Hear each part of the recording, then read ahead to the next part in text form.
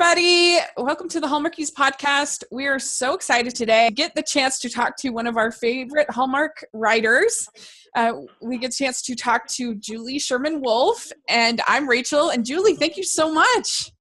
Thank you so much for having me on. I love your podcast. It's the best. Even when you don't like my stuff, I still love your podcast. Oh, okay. Thanks. See, that's the ultimate compliment. That.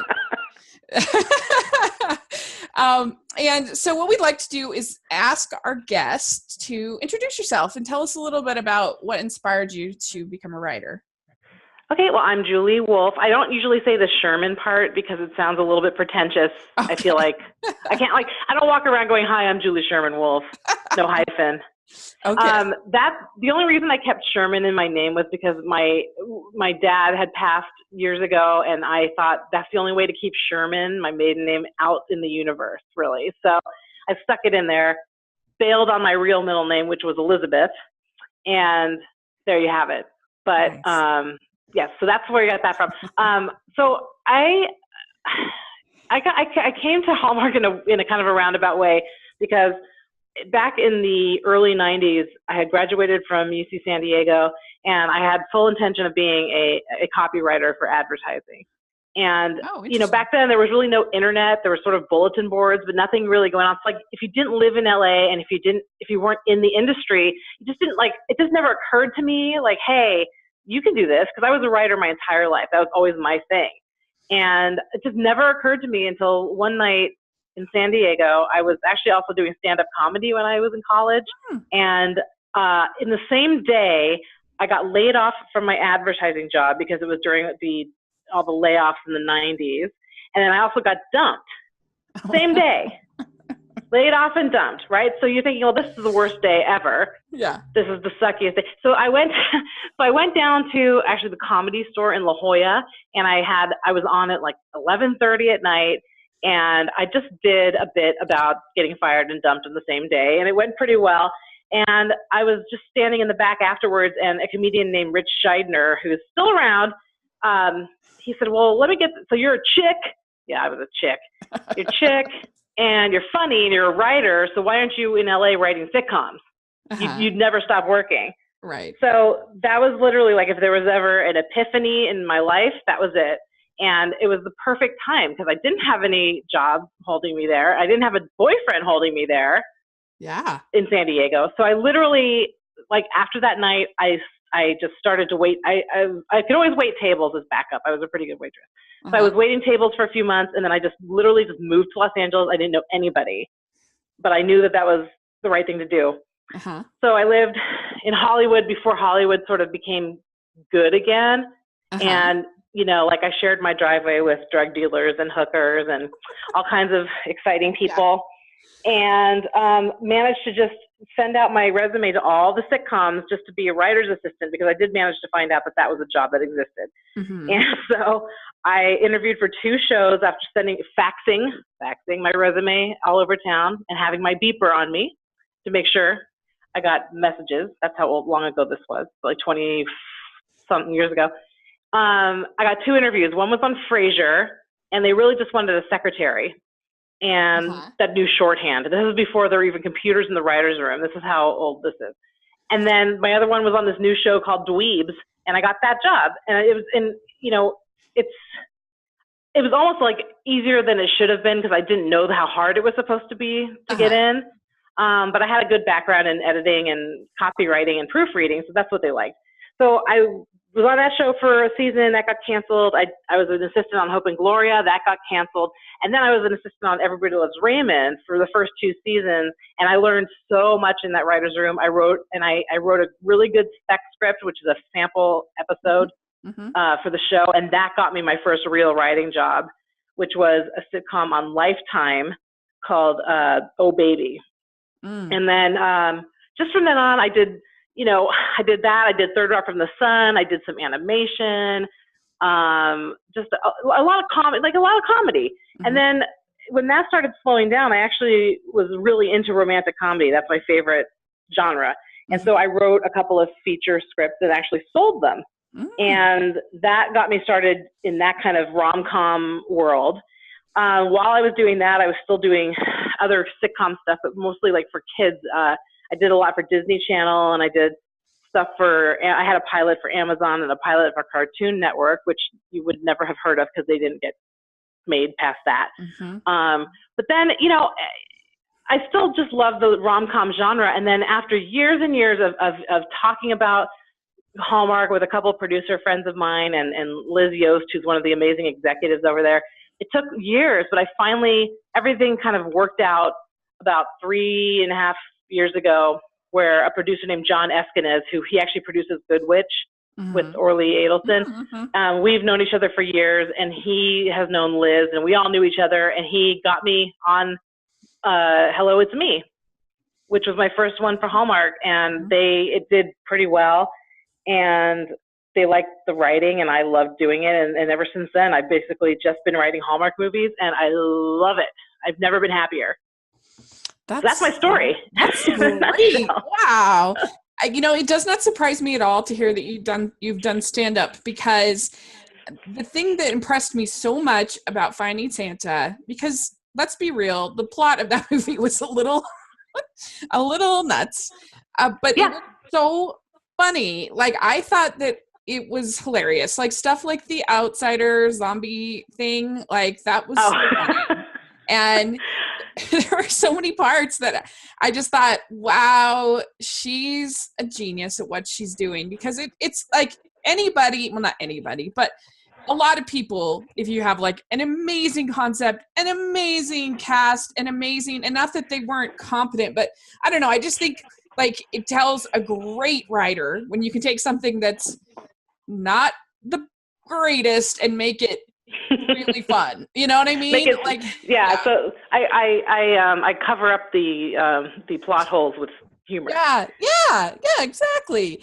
And just make it really funny. And I thought that was very impressive. And so Thank you. Yeah, so good job. And thanks.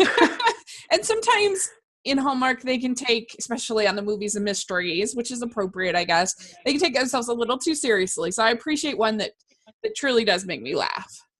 Well, thank you. That's sort of my goal. My goal is honestly to make it entertaining enough that the husbands think it's good too. Yeah. Mostly because of my own husband, and he will tell me if something's not. I mean, he'll just be super honest. Really? He's, oh yeah. Absolutely. Actually, he will read if I'm having a story problem or I'm not quite sure. He used to work for the studios as a reader, and he's an amazing writer himself. And it's just so great to have some fresh eyes sometimes looking at a scene or something like that. And I really trust his story instinct. So he's gotten me out of a couple jams. Oh, good. Script wise. So he's worth keeping around. Yeah. That's good. Yeah. He have is there one of your movies that he flat out didn't like? Well, there's one I'm writing currently that I knew it was a first draft, and it hasn't been announced yet, but it takes place in Italy, and it's a very complicated story, and there's a lot of, it's a little harder with, in a foreign country, just sort of researching and doing everything. And there's a lot of different plot stuff happening at the same time. And I had him read the first draft, and he just kind of, he's like, it's just not up to your usual standard. And you know what? I didn't have time to change anything or explore what he was talking about, because I had to turn it in. And you know what? The producer was like, this is not up to your usual standard. So I literally had just finished rewriting it, and I'm so much I wrote the whole thing over again. And it was my, it was my decision to change something to the point where it would have to be completely rewritten, but I knew that was the right answer. So basically, if I was lazy, I could have just changed a few things and then kind of fixed it, but it wouldn't have really worked. And now I love it. And I'm waiting for, honestly, I turned it in on Monday, and I have no idea what they're going to say, but I feel like it's better. But that's sometimes what happens. Like, you just have a clunker. And, luckily I work with really good producers, and it's never, I've never really had the clunkers airing in that form, but I've certainly had a couple scripts start out not great. Yeah. So That's really cool. I mean, even if it stings a little bit, I'd rather have people be honest with me so that I for can sure. improve and grow. Oh yeah, totally. I mean, yeah, that's it. And then sometimes you just have to see. I mean, to the producer's credit, sometimes you just have to see it on the page to know what it has to be. Yeah. And if I don't happen to get it right even after an outline and all the work we did getting to that point, the outline on the page as a script just didn't work. Yeah. It worked great as a 13-page outline. Yeah. But didn't make sense as a script. So that's sometimes you just have to write it to see, you have to pass it to know what's in it. You know what I mean? Like you need to, so that's what happened with that. So I just turned that in, and then, that's really cool. I have a lot of stuff that's happening, but nothing's actually airing, I don't think, in 2018. Okay. Even though I have lots of projects, they're all kind of for next year. So next year will be a big year for you. Next year will be crazy. It's still a lot. I'm still working a lot. It's just, it's a lot of kind of hurry up and then wait. Right. But it's still working hard. Plus, writing a whole script over again in a slightly shorter amount of time. That was sort of in the summer. That was the hard part. Having your kid around, and these are the challenges of being a mom and writer and working at home. Is it's not always like you can just say, okay, well, see ya, don't talk to me for 8 hours. Right. I can't even imagine, because I work from home, but I'm single, so I don't have that. That's why I can't wait till school starts. Yeah, I'm sure. Not that I don't love him, but I cannot wait to just have the house to myself. My husband's a teacher too, so I literally just have everybody here now all summer. Yeah. So what do you think makes for a really good romantic comedy? Honestly, I just think it's chemistry. First of all, I mean, even no matter what we write, it has to have good chemistry between the leads. Like, I felt like The Birthday Wish with Luke McFarlane and Jesse Schramm, they were amazing together, I thought. And then even Marry Me at Christmas with Rachel Skarsten and Trevor Donovan, I thought they had good chemistry. So then when I'm writing, like, the whole thing is the witty banter, right? Because a romantic comedy is always the same story, basically. It's not like we don't know they're going to get together, especially on Hallmark. Like, there's never going to be a Hallmark movie where they don't have a happy ending, right? So it's going to happen. So the challenge for me or any writer is how do we make another romantic comedy but still have something interesting and new that nobody has seen before, or have them come together in a way that maybe is slightly more original. And that's really the challenge, is just finding things for them to do and talk about and say, and little quirky things that we haven't seen yet, or that I haven't done yet. Yeah, it's all about, because there's nothing wrong with formula films. It just has to be executed well. Because people are always like, oh, there's nothing original. And like, some of the worst films ever made were super original. So it's not about originality. Like, you have to, I mean, a truly original film that's great is an amazing experience, but it's about taking your formula film and executing it super well. And I think that a lot of yours have been executed very well. So I'm excited to talk about them. And yeah, I thought I would dive into the most recent one first, talk about it, and then kind of go backwards, a little bit different this time. But yeah, so Finding Santa, did you, was that one that you came up with, or did they come to you? That was sort of the same thing, actually, because one of the executives said, we sort of need for Christmas kind of a road trip movie. And this is another example of, something that sounds good, but then once it gets written, they realize, like, okay, well, we don't actually want to do a road trip because that's way too hard, and it's too hard to shoot everything on the road. So let's do it. So, like, I kind of started it out with more road trippy. It was almost all on the road. And then by the time it got sort of to the higher and, the higher ups of the network, it's like, no, we need to be in the town more. We need more, get off the road and spend more time in the town. So it was my, she said we need a road trip for Christmas. And I came up with, that general idea. And then it just sort of morphed itself into what you saw. And then what I had done before I'd started is I actually had this idea for a long time because I had interviewed a long time ago for a script the guy who runs the actual biggest and most, award-winning Santa school in the country. And I just found the whole thing so fascinating. So I originally was going to have a lot more of it in the school. And about like how how these Santas are made and have their relationship sort of develop in the Santa school. But then it kind of became more about like her story too. So we had to sort of take it out of the being a Santa and make it more of her story as well, which is sort of how it ended up back in the town and about like finding the Santa, to make, to take the place of the famous Santa in the parade. Yeah. Yeah. So how come you decided not to make him like a real Santa? You know what I'm saying? Like the Santa. Like the Santa? Yeah. I didn't really make that. I never really thought about it actually because I think because they've done so many movies already where it turns out it's really Santa, that I just wasn't. I didn't feel like I needed to do it. I'd rather just kind of have them fall in love. And believe me, I love nobody loves like the ending of a Christmas movie where, they look up in the sky and hear ching, ching, ching, ching, ching of Santa's sleigh and go, oh my God, it's Santa. Like, I love that stuff. But I didn't feel like it was necessary for this. I mean, it easily could have been that too. It just wasn't, just the way it was developed and, with, taking different notes and, because it started one way and then it always changes because you have more people, you have more cooks in the kitchen. Yeah. Because there was just, the only reason I asked is because there was no real Santas last year.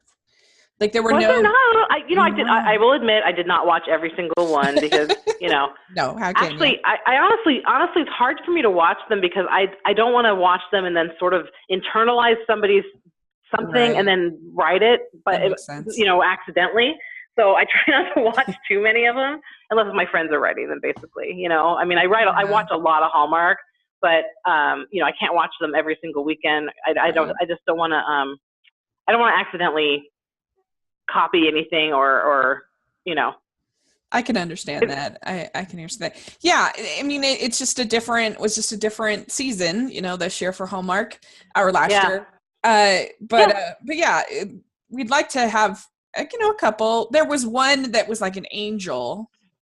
Right. But there really wasn't any real Santas. The closest I will say this, that so I'm writing 2 Christmas movies right now, but they're for next year. Unless something happens, I mean, I guess there might be like a small percent chance that some other Christmas movie falls out of production and mine gets stuck in there for this year, but I doubt it.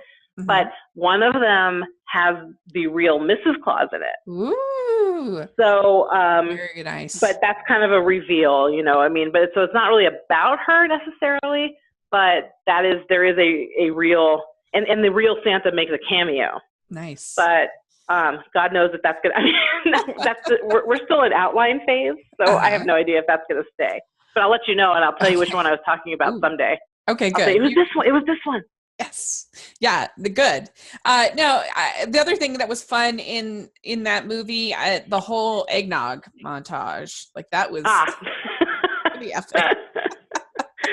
See, that's the thing. I mean, you gotta think back at every single thing you've ever done or said or saw for Christmas. You're right. And, I mean, here's what's really funny. I'm Jewish. My husband's Jewish. We're Jewish, but I love Christmas. He loves Christmas. If you looked at our house and saw all our lights and all our decorations, you would think one of us wasn't Jewish. Seriously, you would think that we were like a mixed family, but no, we just really, really dig Christmas. That's so funny. So a lot of the memories are real for me, even though I grew up with Hanukkah. Right. But it's the same thing. Half the famous Christmas songs are written by Jewish people. So I absolutely love it. My husband actually wrote a children's book called Schmelz the Hanukkah Elf. That sounds good. It merges Santa and Hanukkah. Nice. So we really love, and some of my fellow Jewish folk did not appreciate it, but we like it. Yeah, that sounds charming. So that's why I love. I writing a Hallmark Christmas movie. No joke, was like a major career goal for me. Yeah. So last year was a big deal. So I'm sort of sad that I don't have one this year, but it just didn't work out. The one I was talking about with the Mrs. Claus was in contention to possibly be a Hallmark Hall of Fame. And then by the time we found out that it wasn't for this year, it was too late to shoot for this year. Yeah. So that's what happened. Well, it'll be really interesting to see what happens. I know. But yeah, you had also last Christmas, Marry Me at Christmas, which was the book by Susan Mallory, and then you adapted the book, correct? Mm-hmm. Yeah. So what's and, that like? Well, adapting a book for Hallmark is always a different challenge because a lot of the books have stuff in it that is not rated G. Yes. And you really have to, honestly, as a writer, I think it's harder to write romance and attraction and love without anything PG, really. Right. It's almost like you're going back to the old school days, where it was all about dialogue and flirtation and subtext, right? So that book, had a lot of, really, sexy stuff in it, but I read it. I know. So that was a bit of a challenge. And then, it's just a lot of times you try and respect the author as much as possible and keep in as much of the spirit of it as possible. But then ultimately it has to be a Hallmark movie. And I feel like as far as Hallmark book adaptations go, we kept more than usual. Like I don't go into the book and use dialogue or anything. Like I pretty much take the story and internalize that and then just go from there. Yeah. Because also, as you know, in a book, there's a lot of different things going on. Like there's internal thinking and there's stuff that is in the book that you can't do in an hour and a half on screen. It just takes too long. So you have to figure out which parts of the story are the most important.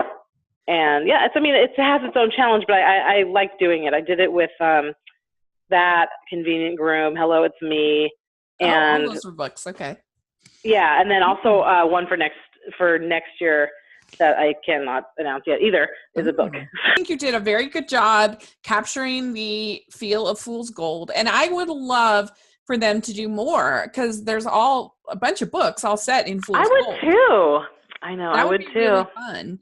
And unfortunately, that was not my call, but I would love to do more from that and have more in that town. I kind of based it on like Truckee up in Northern California, like in Tahoe, because that's where I used to hang out and ski. Just kind of that's how I pictured it in my mind when I was writing it. Yeah, I think it kind of was supposed to be Northern California, right, in the book? I can't remember. So. I think. Yeah, I'm pretty sure. But also, Susan Mallory is just so great at names. That's like her biggest skill, I think. Totally. Great names. Johnny Blaze and Fool's Gold. And I also loved in the book, I forget what you changed it to in the movie, but the movie that he's going to star in, Amish Revenge. Oh yeah, you can't, because that was a little too sort of silly. R-rated, I guess. You know what I mean? That's just like, that's not. That's kind of a pet peeve of mine. Oh my God, there's just a huge lightning strike. I swear to God, my power's gonna go out. Anyway, so it's kind of a pet peeve when like fake shows or fake movies are clearly fake. Like, so I didn't want it to be so obviously fake, like Amish Revenge. I wanted it to sound like something real. That's fair. And then Johnny Blaze, we just thought it was a little too actory and not, a little less real. So that's why they changed it to Blake. These are just little things that, Yeah, it's fun. I really enjoy it. I totally see why you changed it. It's really silly, but I think it really worked. And they had I think nice chemistry in that one. Trevor Donovan and Rachel, yeah. She is I thought she was fantastic. Yeah. I didn't love the hair choices, but I thought she was fantastic. But it was nice that she had curly hair. There's hardly any Hallmark leading ladies that have curly hair. That's very true, and I happen to have curly hair, so I should actually be supportive of the curly hair. Yeah. So, but I thought she was so funny and had such cute, like funny little facial expressions that were just. She totally got the tone I was going for with the dialogue. And that's so hard because I have had movies where the actors aren't necessarily funny and they are not getting that these are supposed to be sort of light, funny moments. And if you don't happen to have the right director, that will just fall flat. Yeah. You know? So I've been pretty lucky with that, actually. Yeah, she did a really good job, and I think they had chemistry, and I liked the people playing her, but particularly her dad. He was good. He was really totally good. Kind of the meddlesome dad. It's always nice. It's good. And then, like, you know, like those like the little things, just the random stuff that I like is just like, you know, the selfie with the Polaroid and all that kind of stuff. Like, I just love little touches like that. I think that's what makes the movies special, is just the weird little quirky characters that are on the side, you know? Yeah. And I don't know if you, so here's my big, so I have a deep love for ranch dressing. And I have put that in, I think, 4 of the movies. That is funny. I gotta look. I just decided that's my Easter egg is ranch dressing. Ranch dressing Easter egg. Yeah. That's so funny. I could not find a way to put that in the Italy movie because that's just not happening in Italy. Yeah. No. But yeah, that's really funny. So I don't know. It's just a thing. People all know this about me. I can look at ranch dressing in a restaurant and tell you by sight whether it's homemade or from a jug. You got to have like a ranch dressing festival. Oh my God, totally. Right? And you know, my goal in life is to learn to make the perfect ranch dressing, and I have not quite mastered it yet. But I'm love it in Hidden Valley. That's perfect. Yes. The family ranch recipe is missing. Yes. Yeah. I think it's that almost sounds like a parody. That sounds like a parody of a Hallmark movie. Love in Hidden Valley. Okay, you'll get full credit when we make a Love in Hidden Valley someday. I'm so excited. Well, yeah, you'll get. Did you see that story? Bye. Did you see the Sarah and Wife thing? Yes. That was so my funny. God, so funny. And then me and Nina would watch. We watched it on we're across the country from each other now, but we watched it together. We're just dying because we're super guilty of so much of it. Have you ever noticed that there's the same giant soldier thing in like all of them? Yeah. You know, the toy soldier, the giant toy soldier. I always laugh really hard because I just think there's the prop house that just uses it in every single movie. And they just, they just switch it from set to set. And the same gazebo. They totally nailed that gazebo. One. Well, that's Vancouver. That's one in Vancouver in, what's the town? Oh, shoot. I can't remember the name of the town, but it's totally the one they always use for like the cute street and everything. Yeah. It's funny though, now that I'm on the East Coast and I actually am doing some more work with people that happen to be based at this way, I think we're going to have a little more Toronto-based stuff, which is nice. It'll be nice to see kind of different looking, Yeah. Get some of the good rich people. They're all in Toronto. Yeah, exactly. I mean, that's what's, we were thinking about, we were trying, but he's, if they could get Catherine Disher in a Christmas movie, it would make my life. If they actually literally that would be pretty funny. She's so great and she's so funny, but she's in Toronto, and so I think it stops her from being in the Vancouver movies, and she's the best. Yeah, you're right. So I know I should talk to John. I'm going to talk to John about that. I'll get on that. He and I have 2 things already right now, and so one of them is the Christmas one we're doing, and then we have one. Gosh, I wish I could tell you what it is. Darn it! It's really cool. About Hallmark now is that maybe a few years ago it was sort of like, oh, Hallmark, well, isn't that cute? But now it's such a cultural zeitgeist. Yeah. It's having such a moment, and it's just so. Everyone sort of admits how much they love them, and it's great. Because I just think it's, for me, everyone can fight and yell at each other and just be so nasty on Facebook and Twitter about politics and everything like that. But if there's just this one safe space, everyone can just go and live and have this world that's just colorful and perfect and cute and everyone's witty. Great. Yeah. That makes me happy. I'd so much rather be putting that into the world than writing, some show on MTV, you know? So I want to talk about The Birthday Wish. I loved this movie. It was I was debating between All for Love, which I also loved, and this as my favorites of last year. Oh my God, thank you. Yeah. And I just thought it was so clever. This whole concept of this woman getting just this little glimpse. Like, it's not like a Family Man kind of situation where they go back, in time kind of a thing. It was just like this little glimpse of what her life could be like. And here she sees this guy that has just been like her assistant that she's never really paid much attention to. He's like, well, what? And I thought that was so clever, such a clever premise. And I loved the way that she was good at her job. They were both good at their job, and neither of them were kind of asked to give up their job, and neither of them, like, I don't know, I mean, it's a compliment saying I'm talking to the writer, because I thought it was so well written and so well done. She did a Thank you. job. I will admit that I think that was my favorite one so far. Honestly, that was another example of the producer saying a Hallmark needs something with a birthday. That's all. That literally is what I got. They need something with a birthday, and then this is what it kind of end up being. So, so that's, I don't even remember how I got to that story, but that's all I got from them on their end was we need something for a birthday, and it needs to be sort of winter time. Well, it was so smart because she had just gotten comfortable with the Marcus Rosner character, who is almost always. I love him. He's such a nice guy in real life. Oh, yeah. I told him I was so happy because on Summer in the Vineyard, he finally got a girl. And I said, I promise I'm going to get you the girl next time, because he's always like the foil, you know? Yeah. But he's such a good bad boyfriend.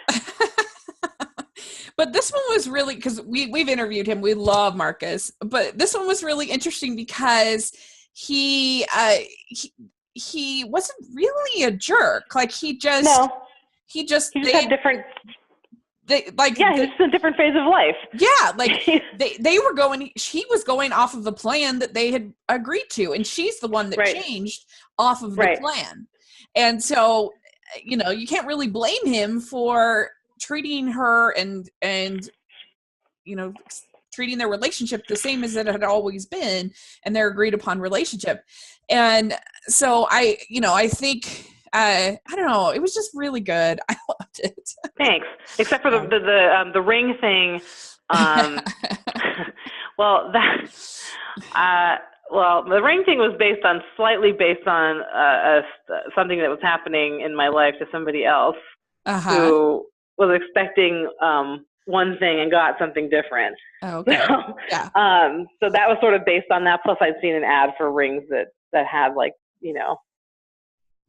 that vibrated, they were like an Apple Watch, but were rings. Oh, so right. Sort of so that was, and by the way, so the sad story of Birthday Wish is that I wrote the puppy scene so that I could go to the set and play with puppies. I'm not joking. Like, that's why I wrote it. Yeah. Like, I wanted that to happen for myself. It was completely selfish.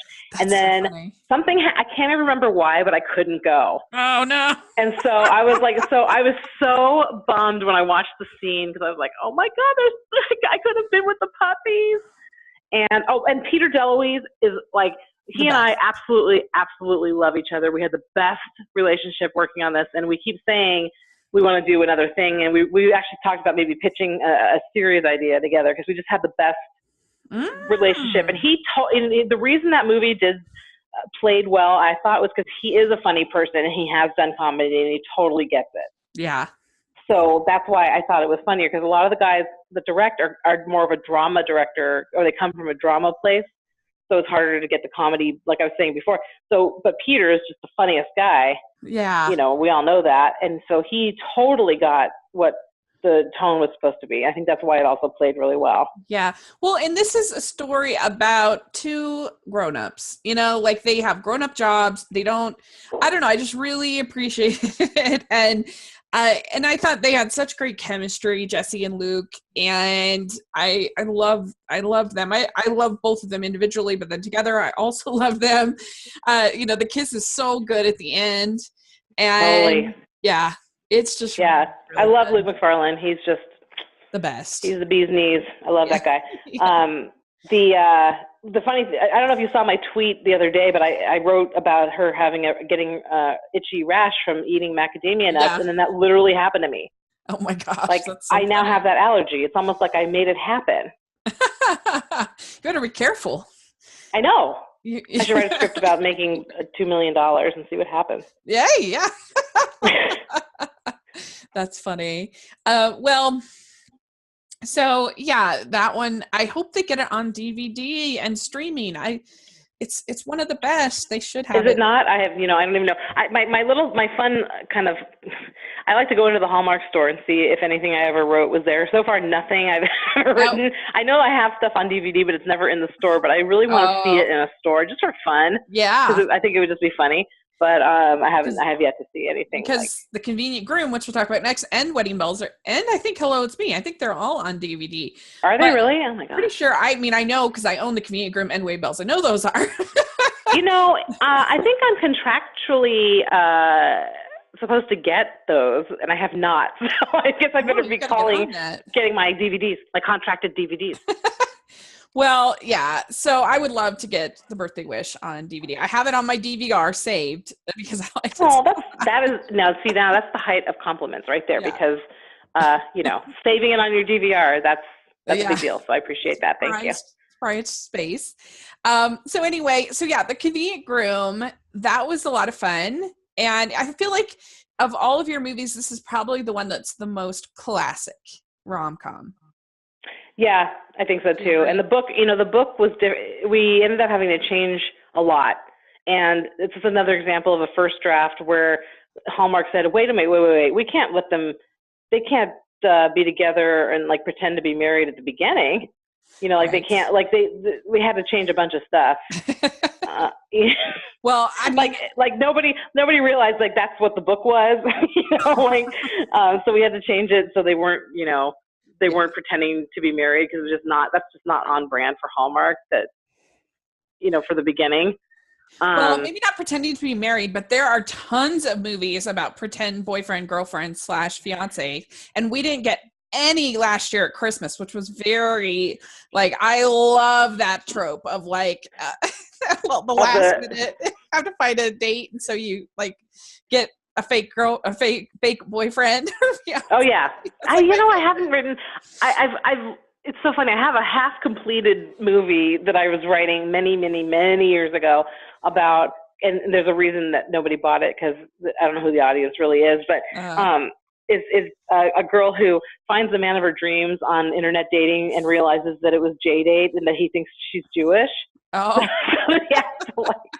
So she has to learn and pretend to be Jewish because she doesn't want to lose him. So it's obviously I thought it was funny, but who's the audience? There's no audience for it, so I stopped writing it. But that was my only sort of fake pretending, Yeah.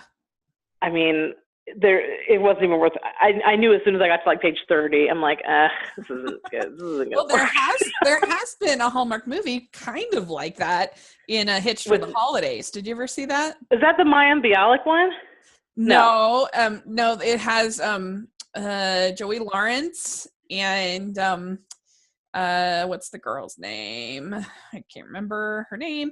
Emily Hampshire is her name, and they basically pretend to be boyfriend, girlfriend, and anyway, the girl is Jewish, and so there's a Hanukkah theme to it. It's the only one. You know what? I wish I wish I'd known and thought of that before. I would have loved to have written that. Yeah. But I think that's pretty much it for. I mean, honestly, I have not been asked to pitch anything for Hanukkah, and I really don't know what it would be, except except the live action version of Schmelz the Hanukkah Elf, which I don't really feel like is a fully fleshed out movie. Yeah. Do you ever see For Your Consideration by the Christopher Guest people? Yes. Oh my gosh, that was so funny. That's true. You know what? Yeah. They're because it's gonna be home for Purim, And Yep. they're like, Right. just make it about Easter. Nobody's offended. Like, that's not religious. Nobody's offended by the Easter bunny. I was like That's right. dying. And then they end up with Thanksgiving. It's home for Thanksgiving. I love Home for Purim. That's right. Oh my gosh, I totally forgot about that. Anyway, That's so funny. So funny. But yeah, no, the community room is a lot of fun. I really enjoyed it. I like David Sutcliffe. He's great. Vanessa Marcel is one of my favorites. She's great. So, you know, I feel like with a lot of these, if you have an appealing couple that has chemistry, that's like 90% of your job. It's like, I think so. I mean, you know, that's the thing. It's supposed to make it, you know, what my job is to make it seem natural, so natural that it seems like they're making it up, or that it seems like they're winging it. You know, like that's, to me, that's my specialty, is just sort of the bantery stuff. And you do such a good job. So, well, thanks. So, I mean, you know, like, honestly, like, if I could just do banter and not have to think of anything like story or plot or anything, and I just and I could be like Carrie Fisher and just rewrite other people's dialogue. I'd probably do pretty well. But I do enjoy writing the entire thing and seeing it come to its fruition. But I think I could, you know, back in the day, I would have been like Carrie Fisher, just been like a script doctor. But like for once, honest to God, like I write terrible stage directions. So in a script, you know, there's dialogue, but then there's these chunks of text that describe, you know, either the setting or the tone or the, you know, the gestures they're making, whatever it is. I suck at them. I honestly just, they're so boring to read. The good news is that the executives generally don't even really read them that much. Like, they just pretty much go to the dialogue. Oh, good. So everyone says, "Oh, why don't you write a book?" I'm like, because I can't. Like, I literally can't. That's interesting. Like, I know what I'm good at, and it's not that. Well, it's good. You can just have like Susan Mallory write the books, and you can good scripts. Yes, exactly. I mean, I'll go out, like, I'll go, honey, what's the word for when your face like falls, but not his face falls, but like where you're all of a sudden sad? Like, what's the word for that? You know, like, right. Like, I just have brain freezes where I can't think of like the right word to describe somebody's expression or whatever. I'd rather say it, you know, they say like show, don't tell, right? So I'd rather have it come out as dialogue anyway. But for the people that are reading it, I like to put the little instructions, almost like how they're saying it, in parentheses above the dialogue, just so there's no question about the tone, at least just for the first reading. Right. That makes sense. Well, so I actually also love Wedding Bells. I think that it does, especially love the ending. I mean, I think that Kavan and Danica had great chemistry, and it was really a nice, sweet little movie. But I love actually the fact they kind of break up. Like, that's so unique to Hallmark, because it would just feel like less special, I guess, if they just had fallen in love in 2 weeks and gotten married. Like, then it's just kind of a lot. But like they separate, and then you see that time that they're like lonely and they're having a hard time, but continuing on with their careers. And I thought the ending was so good when she goes up to see his dad, and he's like playing the piano, and I think Danica. Isn't that sweet? I know. I love them. So sweet, and Danica is so great at like that, like sweet, sincere, like vulnerable. Yes, you know, vulnerable, yeah. And I actually, Cavan's one of my favorites too, as far as just how he treats my dialogue in particular. I just think he's great with the expression of what I'm trying to, of the humor. I like, even in Hello, It's Me, because that was more of a dramatic movie. That was on the Hallmark Movies and Mysteries. You know, it was still those light moments had to really work. I really think he's so good too. So yeah, I've gotten really lucky with who I get. You have, and I thought because they'd had that experience, it made the wedding so much more meaningful and so much more satisfying. And I wish that more of the Hallmark movies took that kind of risk to have because normally the breakup is for like 5 minutes, and then if there's a they're breakup at back. all. It's just like, oh, Right. I'm going to propose at the end of this weekend that we've had together. So I know. But they've been a little bit better about like, or they've been a little bit more careful about like, can we not say like, I've fallen in love with you after 4 days? Like, right. I'm falling for you is okay, but I'm falling in love with you is weird. You know, it's a little creepy. Yeah. Right. So, yeah. You know, but then again, I have a how much can I say about this? I have one I'm writing.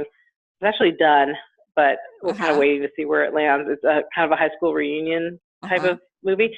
And, you know, it's only a 3-day weekend, and there's people that fall in love. So it has to be earned, though. Yeah, and it can happen. I have a cousin who fell in love in like super speedy time. Like she met her husband in like, I don't know, the beginning of March, and they ended up getting married in June. Like super, crazy. But like, hey, it's been that was like in I don't know, like 2000, and they're still married. Oh, great. So hey. I mean, when you know. I met my husband on JDate. Not to keep harping on the Jewish thing, but yeah, we met on JDate, and like, you know, when he walked in, I'm like, yeah, he's good. I can work with that. And then, you know, he had a little bit of a fro and a couple fashion don'ts, but it's just nice to have both. I don't mind. This is okay. Yeah, he's this is good. This is a good base. No, and then like after the first date, we're like, okay, we're good. I'm done. You know, like I knew that. Like I don't mind the love at first sight. Like that's fine, but it's nice to have both. To have love at first sight stories and to have ones where there's a little more conflict, and you know, it's good to have both. So I really enjoyed it, and and then Hello It's Me is, like you said, more of a drama, and how did you get the idea for that? Is that a book? That's a book. That was a book. And it was, I just thought it was so great. And, you know, I thought, so it's really, really hard though.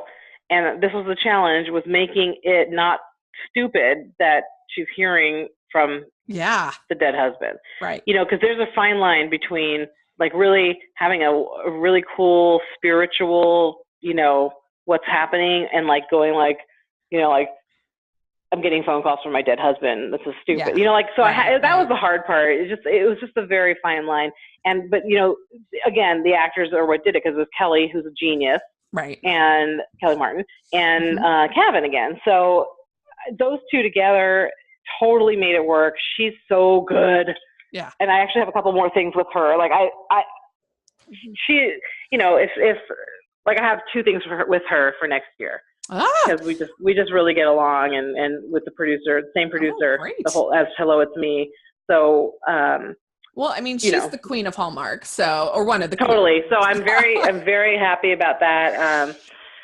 So I really liked the girl who played her daughter too. I thought that was good and believable. Like it's easy to do the angsty teen and have it just be kind of like, I don't know, a caricature and not like, but I thought she was pretty good. I liked her. And, you know, we had to tone that down, to be honest. I think I made her a little too, like, real as sort of a, you know, snarky, angry teenager. So they had to kind of pull back on that a little bit.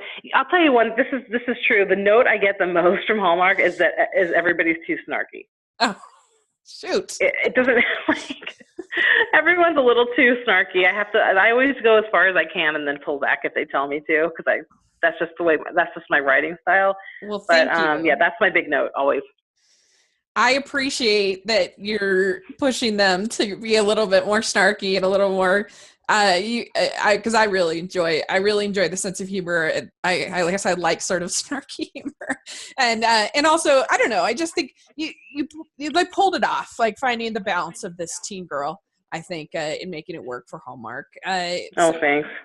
So you've just done an amazing job, and I am so impressed. And so we like to end our interviews with some silly questions. Okay. They're called the Teen Beat questions because... Oh, God. Okay. Yeah, because Amber found them in Teen Beat, an old Teen Beat. Okay. You know Teen Beat? Oh, yeah. I'm old enough, yes. Okay, good. So here we go. Okay. So what is the best ice cream flavor? Oh my God. It's It's a local, so you're not going to know it. It's called Graham Central Station, and it's a local Connecticut ice cream flavor that has graham crackers and fudge and caramel and pecans. That sounds delicious. It's awesome. All right. But I'm supposed to be, but I'm sort of like low carbing, so now I'm thinking about it. Thanks a lot. Now I gotta go. That's funny. Well, what is your favorite color? Orange. Oh, nice. That was one of my pumpkin orange to be the whole reason I live in Connecticut. I moved to Connecticut is my love, my total love for fall and seasons, and orange is the representation of all of that. We got to get you writing a fall harvest movie then. I know. I think actually, you know what? I think one of them for next year might actually be one. I think we're tweaking it into a fall movie. Yeah. By the way, I didn't really ask you about Summer in the Vineyard, but do you know what's happening with that, with the Marriage in the Vineyard or whatever? No, because I didn't write that one. We didn't scheduling and what I was doing, I couldn't do it. So I have no idea. Okay. I have no idea. I just wondered. I wish I was still involved, but it's just, okay. Whatever happens, Because they announced it and then we haven't heard anything else. So I was just curious. Yeah, I think there was a delay on the production side for some reason, and then they had to wait until everybody was available again. That's all that is literally the most I know. Okay. There's a delay of some sort. Well, that's cool. That's your favorite color. Because my high school, Middletown, Maryland, is where I grew up. And the high school colors were orange and black, which is just totally weird. But yeah. So. That's pretty cool. Were you like what was the mascot though? Knights. The Middletown Knights. Oh, the Knights. Huh. Yeah. So I don't know why they had orange and black. Halloween was a big time for you. Yeah. You had to get your stuff during Halloween. Right. But anyway, so what music are you listening to right now? What are you into? So basically for the last year, it was all Hamilton all the time in our house, and everywhere we went, it was a lot of Hamilton, like nice. A lot. So now, you know what's weird is like I got back into top 40 because of driving kids around and all that stuff. So I started listening to like Taylor Swift and all that stuff and like Ed Sheeran, and I'm like kind of into it. Isn't that weird? No. I'm super, I really wanted to go to the Shawn Mendes concert, and I have to like borrow somebody's daughter because I have a son. So I'm like, can I just take someone's daughter to Boston? Yeah. I have the same struggle because I want to go to Disney on Ice so bad, and normally I'm like completely fine doing things by myself. I don't care. But like, I don't know, for some reason that's like my limit is like I can't go to Disney on Ice by myself. And I'm like, can I just adopt somebody's daughter for the next? Yeah, totally. I think it's absolutely. And I'm a huge Disney person too, by the way. Total side note, but like we're also huge, like a big Disney family. Oh, really? Like we just spent the evening watching videos of the restaurants at Disney World that we want to go to when we're there in November. Like we're crazy people. We're crazy people. Well, I'm so excited because next week I can get my tickets for D23, which is next year. It's a big con. I'm so excited. Right. Yeah, I'm a huge. Right. See, that's the only thing I miss about California, honestly, because I'm living my own little Hallmark life here in Connecticut. I literally just created my Hallmark movie for myself. But the one thing I miss is having my season passes to Disney, Disneyland, and then getting to go to all the conventions and do all that stuff. Yeah, there. That's so cool. Yeah. But well, so what is your go-to date night food? In like date night, like going out? Like with your husband. Sushi. Nice. Sushi. Okay, what is your go-to date night activity? Trivia.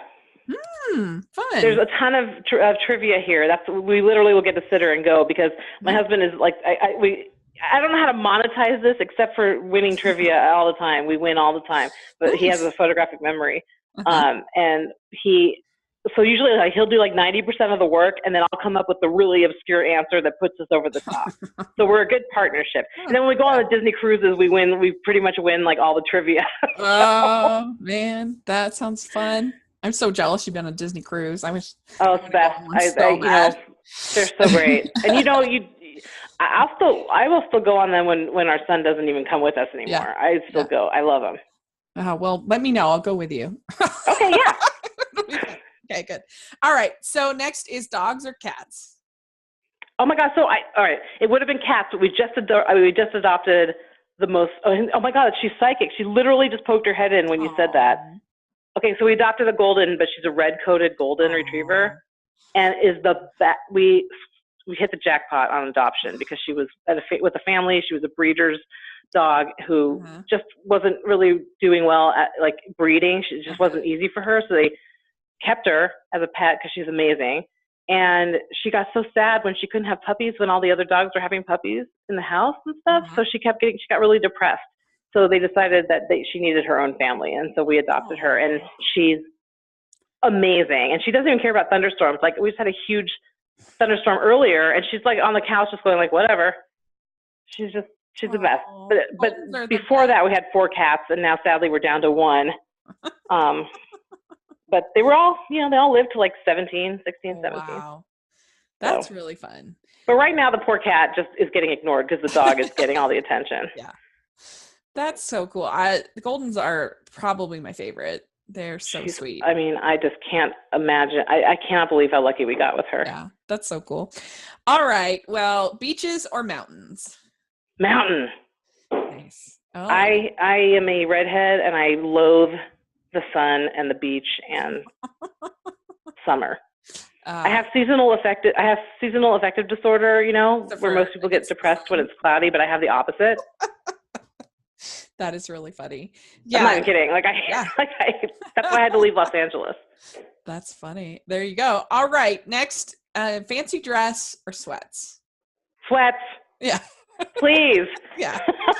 I'm a writer. I don't even have to get dressed to work. Right.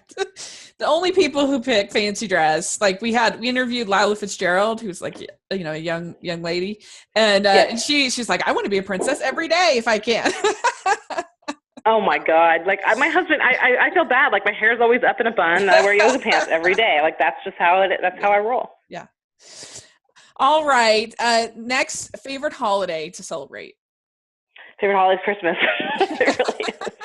It's so funny because both you and Nina are both Jewish, and you both picked Christmas, which is hilarious to me. Yeah.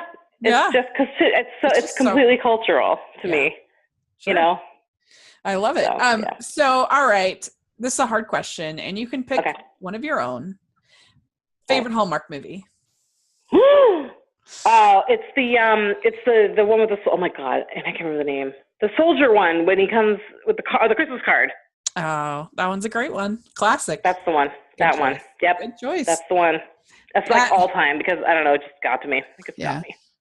That's a really good one. Well, good job. You answered. You passed the test. Thank you so much. I get nervous because I have a terrible memory even for my own life. So like if someone asks me like, what's your favorite movie of all time? I might not have the answer. Well, that's like a super hard question. Favorite movie of all time. Like right now, if you ask me, I would say it's Coming to America, Eddie Murphy. Like that's sort of my all time. Like it's if it's on and you watch it, that's what's your favorite movie. You know what I mean? If you always watch it when it comes on. Yeah. Yeah. I mean, and it's such a different question too, to answer what is the best movie you've ever seen and what is your favorite? Like to me, that's an entirely different question. That's a good point. Yeah, that's true. Because You've Got Mail, maybe my favorite movie. It's definitely in the top 10 for sure. But is it like the best movie I've ever seen? No, it's not. But I just love it. But I love it too. I do love that too. And you know what? I'm a little bit, I have a script that's a bit reminiscent of that I'm writing right now, actually. Ooh. Well, same one, the Italy one. It's not the same, but it has a bit of a vibe like that, like the competitor, competition, falling in love with the competition kind of a thing. Okay. Well, a lot of people try to, and it in itself was a remake. A lot of people try to do it, and it fails. They fail to get the that I don't know. They fail to capture the thing that. Kathleen is somebody who is so, both these characters are so tied to their jobs. Right. And it's not until they talk to somebody outside and form a connection outside of their jobs that they fall in love, and they can really fall in love. And that's like the true heart of the movie. And I think that a lot of things that kind of try to pay homage to it miss that core thing of and that's what makes it so great. And I just love Nora Ephron's writing so much. She was so funny. She was so that's who I kind of wish, that's who I sort of would model myself after if I could. Or Nancy Meyers. Like, I love Something's Gotta Give. I'll watch that anytime. That's my top 5, That's good. Or The Holiday. Yeah. Wait, is the one, what's the one with Cameron Diaz and Kate Winslet? That's The Holiday, right? Okay, right. To me, Nancy Meyers is not as good, though, as Nora Ephron. Not as good as Nora Ephron, no. But anyway. I will say that's true. However, but her movies look really awesome too. Like, don't you just want to have a house in the Hamptons? Yeah. Like that, exactly like that. Pretty people and pretty kitchens. That's now. Listen, I will say, like, for The Holiday, like, it's such a huge. Okay, there's a writing term called a clam, which is basically an overused trope. It's called a clam. It's a long story how that came about, but whatever. It's called a clam. Sure. The biggest, like, the whole thing, like, I never cry. Okay, I'm crying. That is like an eye roller, like, like, really, No, like, we wouldn't even do that in Hallmark now. It's just such a easy, like, character thing to do. You know what I mean? So, like, I guess what you're saying. Nora Ephron would never. No. Anyway, but I just love it. So, but anyway, I have so much love talking with you. We could go on for many hours, I feel like. I think we could. Because you're just so fun. I love how much you guys know. You guys get so in depth, and you just know. Honestly, you could probably run, work at Hallmark at this point, and because you know the brand so well. Well, hey, they're interested. Yeah, right? Come on, Bill and Michelle. Let's go. Let's get on this. They know the brand. Yeah. But it's so much fun. And I know Amber was sorry she couldn't make it today. But hopefully we can sit down and talk again, because I really have just super enjoyed this. And, thank you. Me too. You know what? For sure, like, when everything starts rolling for 2019, absolutely. That'd be great. Yeah, I'd love to be able to tell you all the things I wasn't able to tell you. Awesome. That sounds great. That would be great. Well, so do you have social media that you'd like to share, or have people? Oh, sure. I mean, I'm not. I tweet more when stuff's going on, but it's Sherm Wolfe at Sherm Wolfe with an E on the end. Great. And my Instagram is Julie Sherman Wolfe. Great. And that's about it. Great. Yeah, I'm not the best social. I'm not. I could tweet more, I have to say, but I'm working on it. Hey, that's all right. So you can follow me at Rachel's Reviews on iTunes and on YouTube, and make sure, if you're listening, that you follow the podcast at Hallmarkies Pod on Instagram and Twitter. And if you can leave your reviews of the podcast on iTunes, that's very helpful, because then more people can find us. So we really appreciate that. And thanks again, Julie. This was so much fun. Thank you so much for having me. It was awesome.